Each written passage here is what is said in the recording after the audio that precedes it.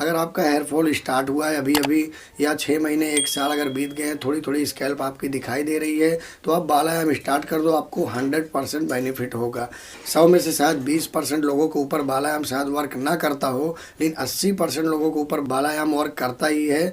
और मैंने खुद से किया है और मुझे काफ़ी सारी जानकारियाँ हैं। तो आप जब बालायाम करते हो, देखिए आपको, आप में से कई सारे लोग कंफ्यूज होते हैं, भैया ऊपर करेंगे नीचे करें, टिप टू रूट, तो काफ़ी सारे लोग ऐसा कंफ्यूज होते हैं। तो आपको कुछ नहीं, आपको ऐसे करना है। आपको तो थोड़ी सी आपको साउंड आती रहेगी,